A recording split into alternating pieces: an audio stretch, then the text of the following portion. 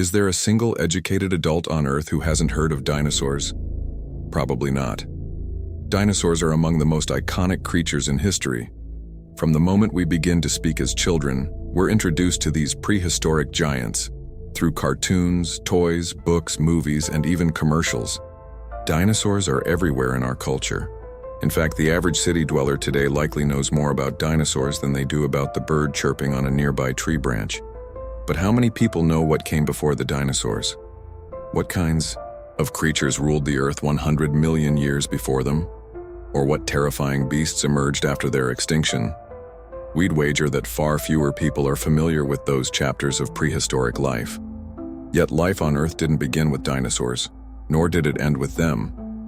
The history of life on this planet is filled with monstrous and awe-inspiring creatures that would give any T-Rex a run for its money, not just in size, but in sheer fear factor. In today's video, you'll discover an ancient fish with a bite force twice as powerful as a modern polar bear, a bird with a wingspan rivaling that of an F-16 fighter jet, a bizarre beast with the body of a bull and the head of a boar, and much more.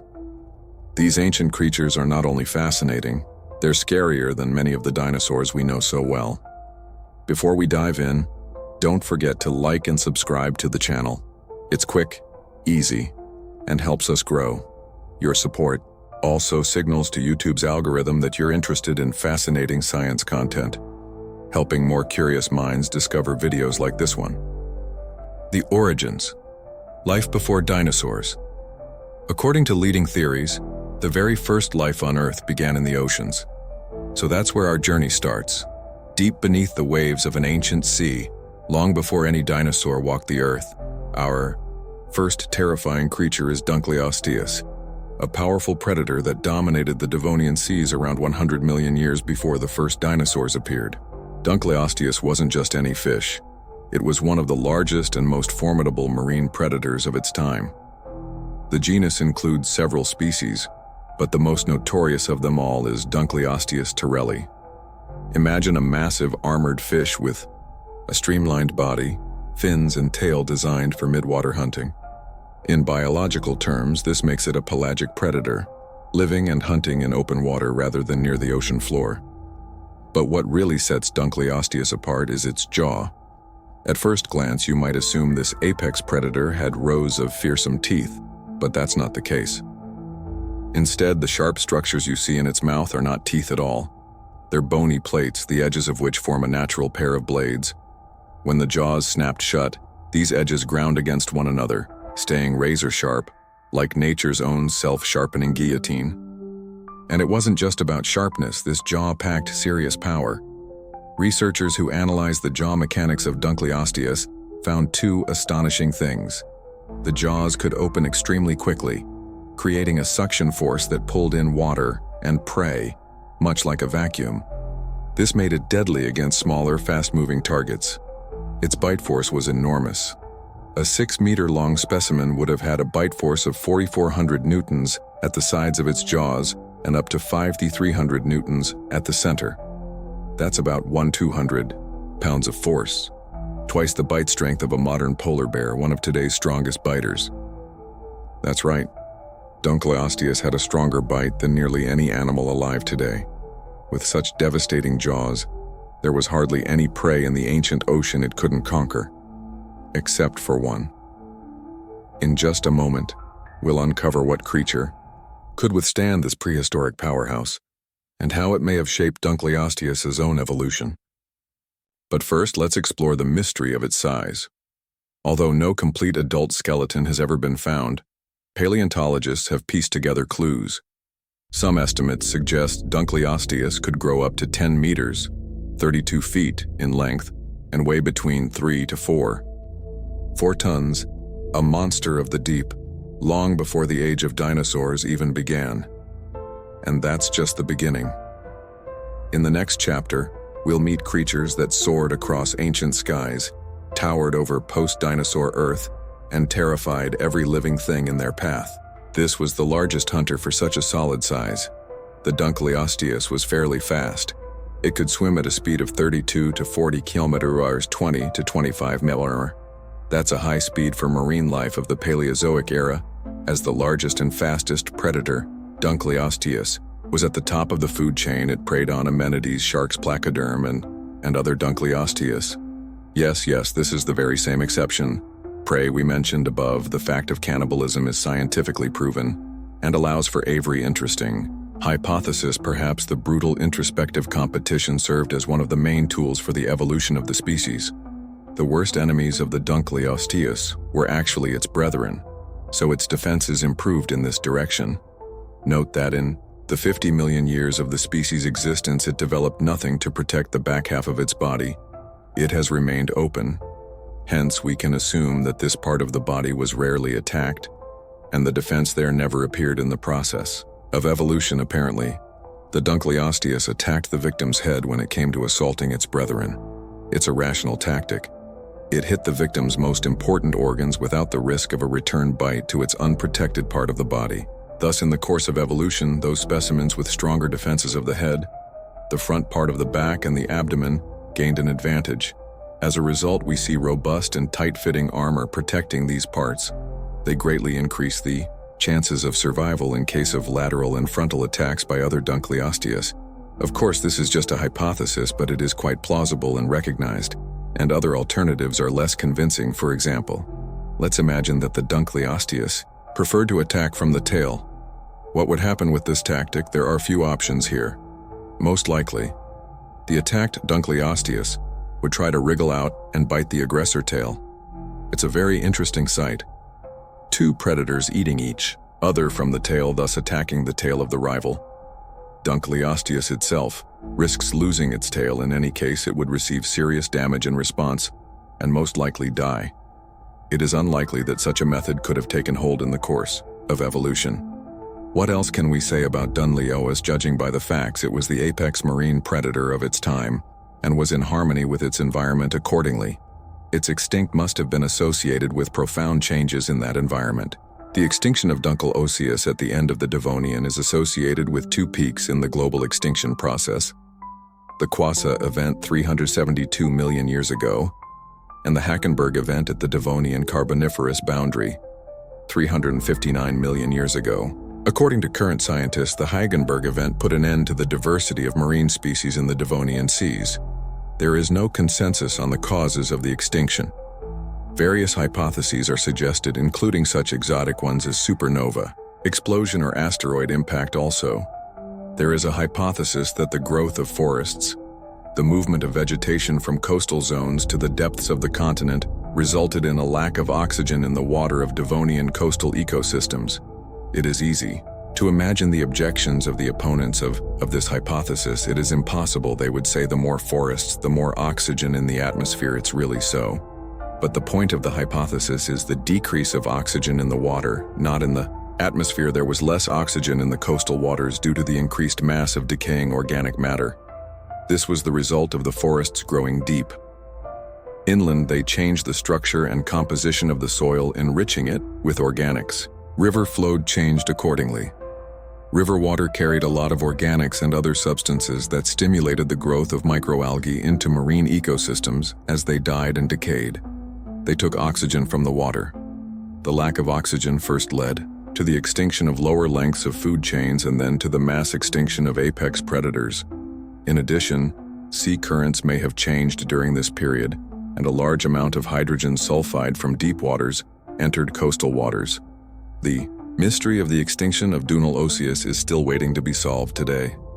One thing is known for sure: a magnificent apex predator perfectly adapted to natural conditions completely disappeared from our planet. The hero of our next story, Doryaspis, also lived in the ocean depths of the early Devonian about 415 to 395 million years ago. Doryaspis was a jawless fish with an unusual body shape. Its remains were first discovered by Swedish phytopaleontologist Alfred Gabriel Nyor during an expedition in 1882. 2 years later, the find was studied and described by British zoologist Edwin Ray Lancaster. He also gave the Doryaspis its first name, Scape has Niori. In the 20th century, a British geologist, Errol Eeyore White, began to study the curious fish. He completed the classification of the new species, and it had to be named somehow White. Notice that the outline of the fish looks like a combination of a spear and a shield. Taking the Greek names for these objects, he gave the ancient fish the name Doryaspis. Of course, we cannot say that this prehistoric fish was more terrifying than a dinosaur, at least because of its negligible size according to available data. Its length did not exceed 15 centimeters, 6 in nor, can we say today, how dangerous it was, but it did look very intimidating. It had a strange body. The surface of the upper part of the body resembles a tortoise shell, and the belly is flat and smooth. The tail of the Doryaspis is long, flat and thin with spines on the edges. There are two long, almost round, bony protrusions extending from the sides of the body. In some species, the protrusions resembled fins or wings and had serrations along the edges.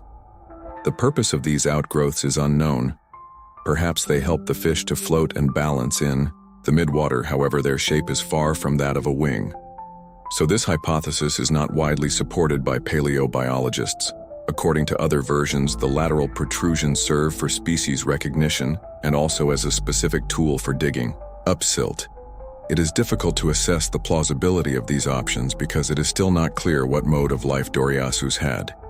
It is not proven that this fish was pelagic, that is, lived in the midwater, but there is no evidence that it lived in the sediment area. Either it is difficult to determine the function and purpose of any part of the body of an unusual fish, unless we know how and where this fish lived, and how and what it fed on. This is not good for science, but you can give free rein to your imagination. Try to suggest your own version of the purpose of the lateral protrusion. Who knows, maybe your hypothesis will push science forward, by the way. In the case of Dr. Aspis, this is not the only area for your hypothesis. The point is that the situation with the purpose of the central spike, or in scientific terms rostrum, is not clearer. There is no unanimous opinion as to what Doryaspis needed it for, or how it was used either. It is noteworthy that unlike in the case of modern fishes, the spike is located under the mouth, and this is quite rational. The fish could throw up the bottom sentiment with the spike. Thus, the fish immediately got all sorts of things thrown up from the body before its eyes and mouth. If there is something tasty, it could be quickly devoured. Remember that in the cruel world of natural selection, eating faster means being more efficient and having a better chance of survival. There is logic in such an explanation. But again, it all comes down to the lack of data. What if Doryaspis was actually a pelagic fish that lived not on the bottom, but in the mid-water? Then the whole reasoning is useless. Unfortunately, there are far more questions than answers. We know too little about this strange fish. We believe that the main discoveries on Doryaspis are yet to come. The subject of our next story is also partly connected with the evolution of life on Earth. In this story, we will present you not just one as usual, but two ancient creatures, Mesosaurus and Mosasaurus. Their names are very similar, which sometimes leads to confusion, despite the fact that these predators were very different from each other. In addition to external differences, one of them is also famous for its special role in science. Further, you will learn which one of them has helped science and how. So let's talk about Mosasaurus. It was a very large sea predator. It is classified as a reptile from the order Scata family. Mosasaur genus. Mosasaurus. According to this classification, 5 species of Mosasaurus are known today. We describe the species Mosasaurus hmani, and everything that will be further described about Mosasaurus is about it. Mosasaurus lived in the Cretaceous period of the Mesozoic era, about 145 to 66 million years ago. Fossilized traces of their existence have been found on all continents, including Antarctica. They inhabited warm, shallow seas that were widespread in the late Cretaceous. These ancient sea lizards were warm-blooded. The vipus, with a high metabolic rate, an adult Mosasaurus could exceed 10 m 32 ft in length and weighed up to 70 tons. Their average lifespan was about 42 years. Mosasaurus fed on bony fish, sea pods, sharks, and marine reptiles. Sea turtles were its main prey in the last 20 million years of the Cretaceous period. Mosasaurus drove out all their competitors, represented by large mackerel sharks, the last Plesiosaurus, and earned the title of the top sea predator of their time. Mosasaurus became extinct about 66 million years ago. along with dinosaurs and Ptaurus in a mass extinction at the end of the Cretaceous period. As apex predators, they significantly influenced the evolution of many sea animal species. Notably, the evolution of Mosasaurus gives us useful information about another interesting process. We know that the ancestors of the Mosasaurus lived on land. So the evolution of this predator helps us understand how the transition of a reptile group to an aquatic habitat occurred. Now let's talk about Mesosaurus. Mesosaurus fossilized remains have been found in early Permian sediments. These sediments were formed 299 to 271 million years ago. So scientists believe that Mesosaurus lived in this period. It had neither impressive size nor weight. It was only about 1.3 meters, 3 ft long, and it fed on small crustaceans and other minnows, a seemingly unremarkable, humble saran. But it played an important role in the history of Earth science. An important fact was that Mesosaurus lived in fresh water. It could not stay long. In saltwater, respectively, it could not cross the ocean. Another important point: Mesosaurus appeared almost simultaneously in South Africa and South America. The German meteorologist Alfred Wegener drew attention to these details, knowing that Mesosaurus could not cross the ocean. Wegener decided that Africa and South America were once a single whole on this basis. He proposed a theory of the continent's origin as a result of the splitting of an early supercontinent into several parts. Parts were published. His hypothesis in 1912 later. This idea, after thorough revision, turned into the modern theory of tectonic plate movement. This is how Mesosaurus from ancient times influenced modern science in a very unexpected area. This is its role in science, which we promised to tell you about. You have to admit we have a lot to commend the humble freshwater lizard for now. Let's move from the ocean to land and get to know amazing and fearsome creatures that lived after the dinosaurs in the late 1880s. Alonso Carlos Caco Amino and Francisco Pascal Marino reported to the world the existence of forest roes, ancient flightless birds. This fact led to the realization that the entire history of flightless birds is like an iceberg. The few species that live now are just the tip. Most of this iceberg is hidden in the past, and part of the hidden history was the giant forest roes, which appeared in the Paleogene after the extinction of the dinosaurs. In total, there are about 20 known species. Of them, Foros roes roamed South America about 62 million years ago, until the mid-Pliocene about 3 million years ago. An adult Faricos reached 2.5 m, about 8 ft in height, and weighed 150 kg, 330 lb on average. It had a large head and a bulky beak flattened on the sides. The end of the beak had a shape of a large hook the ancient bird leaned on. Powerful legs with large claws on its toes. These details unambiguously indicate the predatory mode of life of these birds. Thanks to their long muscular legs, Perosos were able to stalk and chase their prey, long and efficiently. They were key predators. In South America during its long geographic isolation about 7 million years ago. North and South America united, the faunas of the continents began to blend, and the Faracos gained competitors. The invaders were stronger, so the local predators lost to them and gradually became extinct. One of the pharaohs, Titan's Wallery, tried to escape this species, made it to North America on foot, but even there a cruel fate befell it. The remains of this species were found in the south of the USA. Today, Phar Ocos is of interest not only as a bird that lived millions of years ago. This species is of great value as a result of development in isolation. One must agree that a bird that abandoned flying is an interesting evolutionary experiment. There are still debates about the reasons for this, and they may have a very interesting conclusion. The fact is that natural selection plays a major role in evolution, in a highly simplified form. It works as follows. Features that are useful for survival and reproduction are strengthened, while harmful ones eventually disappear along with their bearers. They simply die out. The main mechanism here is random mutations, due to which features appear or disappear, and natural selection only reinforces the successful version. The role of natural selection in evolution is well known. So the question is, what was wrong with Phacos? We know for sure that it had no competitors, which would have caused it to give up flying. So why did its wings diminish greatly in the course of evolution? Why did it stop flying? It wasn't easy to find a reason. but it was found it has to do with the behavior of these huge birds. They didn't need to fly to find food, to reproduce effectively. They didn't want to fly just to admire the terrain from above. Flying may be a pleasant activity, but it is very energy-consuming and potentially risky. The last two arguments were decisive and gradually led to the Pheracos to give up flying completely. The wings of the Pheracos remained but gradually shrank to a size useful in an exclusively terrestrial life. Natural selection, of course, did not disappear. It helped the flightless bird to get powerful legs and other features that allowed it to excel without flying. Barracudas became extinct around the middle of the Permian about 1.3 million years ago. Their closest present-day relatives are scariest, two species of land birds of prey in South America. Their long, slim legs are only a faint echo of the former glory of their mighty ancestor.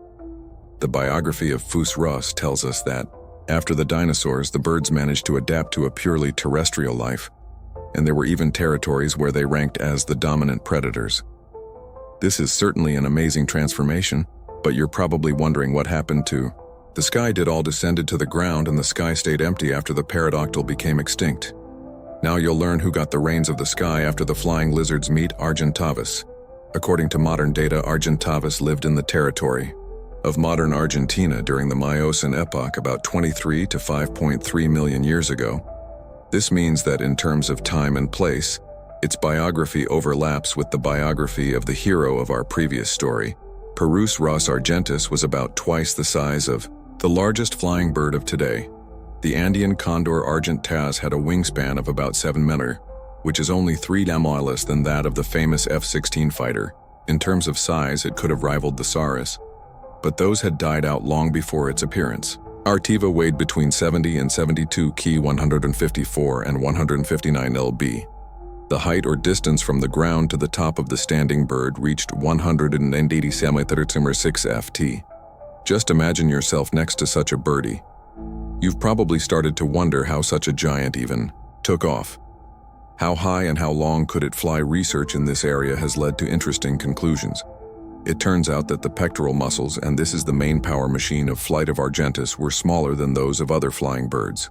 In percentage terms, this means only one thing. Argentavis could not stay in the air for long continuous flapping. Its huge wings, most likely Argentis relied on air currents and flapped its wings only during the takeoff and landing phases. Thus, the large wings helped it to stay in the sky as long as necessary, relying on the rising air currents. In addition, such wings made it possible not only to soar in the sky, but also to fly effortlessly in any direction. To do this, Argentis gained altitude in the rising currents and then glided down in the desired direction. As a result, Argentavis could fly long distances with almost no wasted energy. This is an extremely energy-efficient type of flight that is used by glider pilots today. Takeoff was the most difficult task as its huge wings inevitably touched the ground as it flapped. It probably relied on air currents here as well. It could run towards the wind so that lift force was generated, and then use its strong legs to jump up into the air. Argentis might also have used a jump from the top of some hill to take off. Now it's time to understand why it flew. I hope none of you have been confused by this question. Apparently it flew to get food, and scientists have found out what kind of prey it was looking for. It is recognized that Argentis was carnivorous, but it was not an active predator. That is, it did not attack and kill it, had an inappropriate body shape and relatively weak pectoral muscles for this purpose. The most likely behavior for Argentavis was that of a scavenger. The life of a scavenger is much more relaxed, and success there is achieved through fewer energy Ws. As for competitors, they were small. Mammon scavengers unable to confront Argentavis due to its size. It is not difficult to answer the question of who provided it with prey. Let's just remember that the main predators of Miocene South America were flightless birds for us radi, which we have just described. They could easily destroy large prey, and perhaps it was these predators that provided the large amounts of car-aron that helped Argentavis survive. It only needed between 2.5 and 5 kilo, 5.5 to 11 lb of meat each day for its size. That's a relatively small amount. So what do we have in the end? Argentis had no threats in the air. It could hover safely for hours and wait for its flightless counterpart to leave him something. for lunch, and it was satisfied with little thanks to its amazing energy efficiency, low food consumption, and special mode of hunting of Argentavis LED paleontologists, to the hypothesis that this bird was also relatively long-lived. It is now believed that its lifespan amounted to at least several decades. Thus, Argenta survived according to the so-called K strategy. Let's explain a little bit what that is. The K strategy is living within the boundaries of one's ecosystem without changing numbers. The number of specimens is determined by the food reserves in the ecosystem. With this strategy, a small stable population of scavengers has a good chance of survival. Argenta laid 1 or 2 eggs every 2 years, so it had few nestlings according to the K strategy. They stayed with their parents until they learned to find food on their own. With this reproductive rate, the number of other species did not increase, but neither did it decrease since Argentavis died mostly from old age and diseases. Other causes accounted for no more than 2% of the death rate, although Argentis was undoubtedly a successful predator. This did not save the species from extinction. It did not survive to the pine, and today only fossils of millions of years old prove its existence at this point.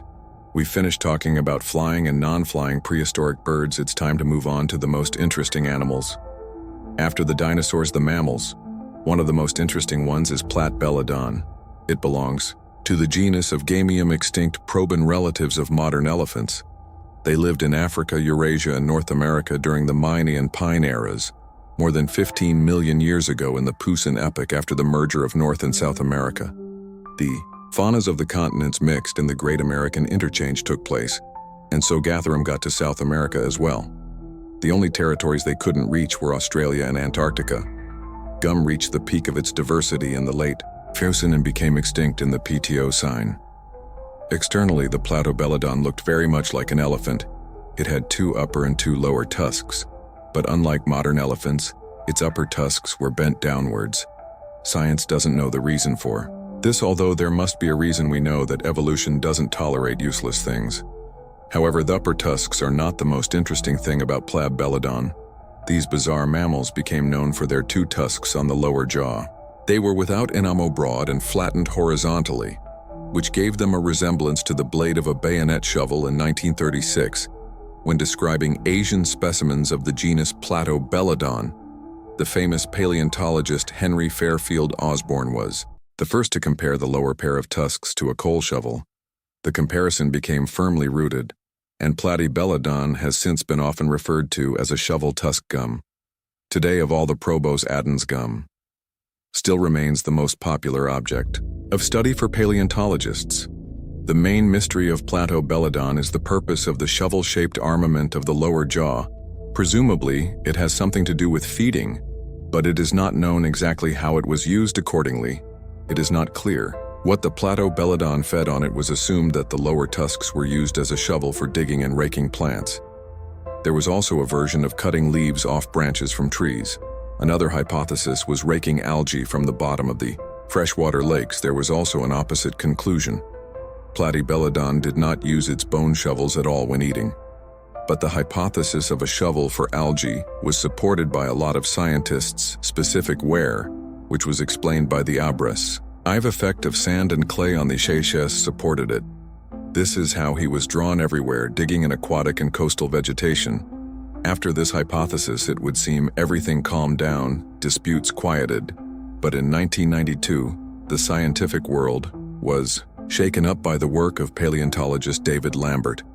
According to the results of the study with the use of modeling, he concluded the lower jaw cut bark and branches. Later, having examined the micro layer of the surface of the tusk shovels, the Chinese scientist came to the same conclusion. Moreover, they noted that adult platel aeons ate coarser food. Well, it looks like it's time to depict playable aeons at lunch in a dense tropical forest, although we cannot say for sure that the search for the truth has come to an end. Finally, we invite you to learn about the fascinating discovery story of another predator that lived in Central Asia during the mid and late Eocene epoch. About 45 to 36 million years ago, the world learned about Andrewsarchus from a skull discovered in Mongolia. It was found by an expedition led by the American scientist paleontologist Roy Chapman Andrews in Inner Mongolia in 1923. The skull was found in the Erden Manga sediments formed at the end of the Mideocene. At first it was thought that the skull belonged to a giant zooiforms from the Entellon group. These are extinct mammalian predators with a body resembling a bull and a head resembling a boar. We immediately recall the ancient Greek myths about the Minor Rite. However, this hypothesis didn't last long. A year later, the above-mentioned paleontologist Henry Fairfield Osborn determined the found skull belonged to a predator from the family Mesozoic. He also described the new predator and named it Andrewsarchus in honor of Roy Andrews, the head of the expedition that found the skull. When reconstructing Andrewsarchus, it was found that its body length was 3.8 to 4.5 m, 12.5 to 13.1 ft, and its tail was 1.5 m, 5 ft long. The weight of this ancient predator could have exceeded a ton, 2,200 lb, considering that it had a skull, 83 cm, 2.7 ft long, and 56 cm, 85 ft wide. We can consider Andrewsarchus the largest terrestrial canorous mammal that ever lived there. Is something mystical about the look of the Andrewsarchus. Look at this beast. What does it remind you of? Think of horror movies about werewolves. There is a certain resemblance, right? It is safe to say that in terms of frightening appearance, it was a worthy heir to the Pantosaurus. There is one unpleasant thing about the story of Andrewsarchus. Almost 100 years have passed since the skull was found, but nothing else has ever been discovered. Excavations are common all over the world, but there are no more skulls, let alone a whole skeleton. It's pretty strange and brings up some thoughts. Maybe there was no such species. Maybe it was the skull of some anomalous sonid, another extinct mammal, which is far less mysterious. Of course, this can't be a final conclusion, but not a single bone in 100 years. There is definitely plenty of food for thought.